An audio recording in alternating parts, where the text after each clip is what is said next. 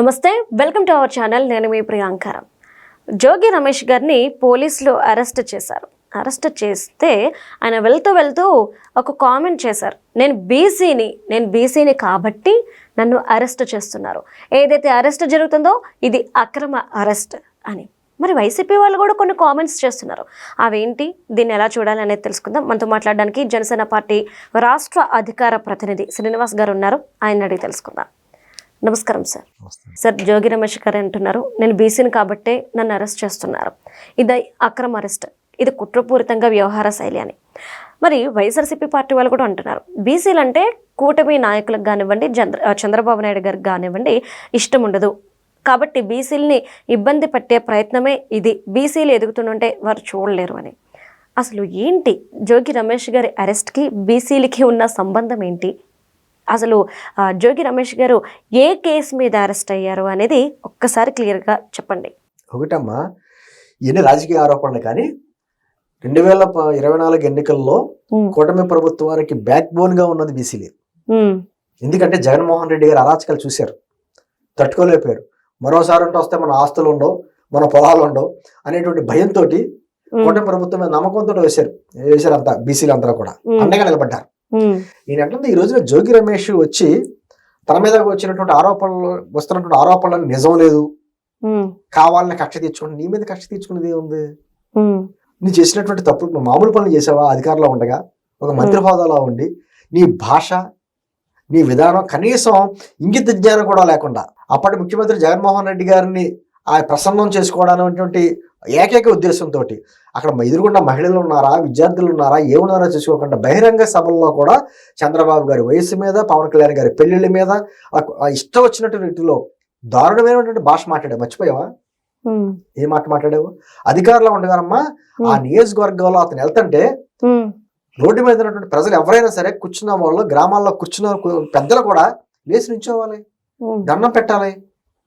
అలా పెట్టలేదని చెప్పేసి ఒకసారి క్యాన్వా వెళ్తుంటే పెట్రోల్ బంక్ దగ్గర కుర్రోడు పాపం కూర్చుని సెల్ ఫోన్ చూసుకుంటాడట. చూసుకోలేదు మినిస్టర్ గారు వెళ్తలేదని. వెళ్తున్నప్పుడు వెంటనే వెళ్ళి వెంటనే పోలీసులు పంపించి ఆ కుర్రోడు అరెస్ట్ చేసి లోపలెట్టించారు. అంటే రాచరకంగా, అంతే రాచరకంగా, ఎంత మునరకంగా చేశాడు. మర్చిపోయారా అంతాను? ఈ రోజున మొలకల చెరువులో జరిగినటువంటి ఆ లిక్కర్ స్కామ్ లో నకిలీ మద్యాన్ని తయారు చేయించింది నువ్వే. తయారు చేయమని దానికి తగ్గట్టుగా అన్ని ఏర్పాట్లు చేసి కూటమి ప్రభుత్వం మీద కానీ బురద జల్లితే నీకు 3 కోట్లు ఆర్థిక సహాయం చేస్తానని చెప్పి ఆ జనార్దన్ రావు అతన్ని చేసింది నువ్వే.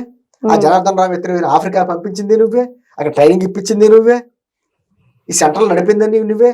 ఇవన్నీ నీ మీద ఆరోపణలు వస్తున్నాయి కాబట్టి ఎవరికో నిజమో అని చెప్పి జనార్దన్ రావు గారు అరెస్ట్ అయిన తర్వాత మాట్లాడేస్తే అతను కూడా స్వయంగా చెప్పాడుగా, నా ఆర్థిక పరిస్థితికి అతను సహకరిస్తా అన్నాడు, అందుకే నేను ఒప్పుకున్నాను అని. అతను జోగి రమేష్ ఫోన్ చాట్ అంతా కూడా బయటకు వచ్చిందిగా. అతను నాకు సంబంధమే లేదని ఒకసారి, మళ్ళీ అతను గతంలో 10-15 సంవత్సరాల క్రితమే నాకు వాళ్ళ కుటుంబం ఒకే వీధిలో పెరిగేవా, వాళ్ళకి మాకు సంబంధాలు ఉన్నాయి అని చెప్పి పెళ్లిలో కలుసుకున్న ఫోటోలు అన్ని అతనే మాట్లాడుతున్నాడు. అంటే నీ మీదకి వచ్చేటప్పటికి అగ్రిగోల్డ్ స్కామ్ అమ్మా, అగ్రిగోల్డ్ ల్యాండ్ స్కామ్ లో వాళ్ళ కొడుకుని కూడా అరెస్ట్ చేస్తే అప్పుడు కూడా ఇలా అన్నాడు, నేను బీసీని కాబట్టి నన్ను అరెస్ట్ చేస్తున్నారు. అంటే నువ్వు దాచుకున్నప్పుడు కులం గుర్తుకు రాలా. నేను అరెస్ట్ చేసిన దగ్గరికి వచ్చేటప్పటికి నీకు కులం గుర్తుకొచ్చింది. నీకు ఆ కుర్రోడమ్మ, చిన్న కుర్రోడు వాళ్ళ అక్కని ఏడిపిస్తున్నారని చెప్పేసి అంటే ఆ కుర్రోడు పెట్రోల్ బస్తాలు పెట్టారు. అతను మీ కులస్తుడే, బీసీ కులస్తుడే. మరి అప్పుడు రాలేదు కులం, ఎందుకు రాలేదు మరి వాళ్ళకి అండగా? అంటే నీ దగ్గరికి వచ్చేటప్పుడు నువ్వు దోచుకుంటాక అడ్డు రాదు, దాచుకుంటాక అడ్డు రాదు. ఇటువంటిప్పుడు మాత్రం కులం, నేను బీసీని కాబట్టి ఖచ్చితంగా నువ్వు బీసీవే. బీసీ అంటే ఏంటి? బ్యాక్వర్డ్ క్యాస్ట్ అని కాదు, నువ్వు బిగ్ క్రిమినల్. నీకు అబ్రివేషన్ ఏదంటే నువ్వు బిగ్ క్రిమినల్. నీ బీసీ పదానికి అర్థం అది. అధికారంలో ఉన్నప్పుడు ఎన్ని రకాలుగా అక్కడ జరిగేటువంటి చిన్న ఆఖరికి పట్టాదారు పాస్ పుస్తకాలు కావాలంటే కూడా లంచం. అక్కడ సంబంధించి కృష్ణా జిల్లా కృత్తివెన్ని మండలంలో సంబంధించి మరాడవులు చెట్లకు వాటికి అన్ని ప్రకృతి విధ్వంసం చేశాడు. గ్రామాల్లోకి వెళ్ళి రెచ్చగొట్టాడు, నానా మాటలు మాట్లాడాడు. కేవలం ఏంటంటే జగన్మోహన్ రెడ్డి మైమరిపించాలి, మంత్రి పదవి లాంటిది కొట్టాలి అని చెప్పేసి.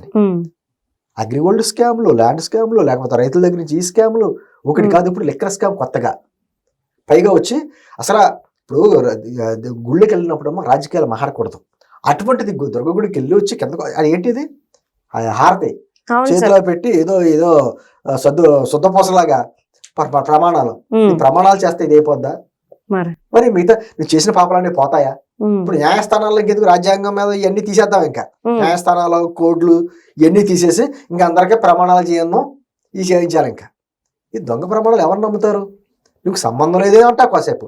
అంటే పైగా విచిత్రం, వీళ్ళందరూ ఒకటే మాట మాడతారు, దమ్ముంటే నిరూపించండి అంటారు, అంటే మేము తప్పు చేయలేదు అంటారు. అంటే ఏంటి, మేము అంత పకడ్బందీగా చేశాం కదా, మీకు మేము దొరకం, సాక్ష్యాలు దొరకవు అని చెప్పేసి ఇప్పుడు రిమాండ్ వేశారు. ఎందుకు వేశారు? అతను తమ్ముడు ఆ కుటుంబంలో ఇప్పుడు వాళ్ళ కొడుకు కూడా దేనిలో మళ్ళీ నోటీసులు ఇచ్చారట.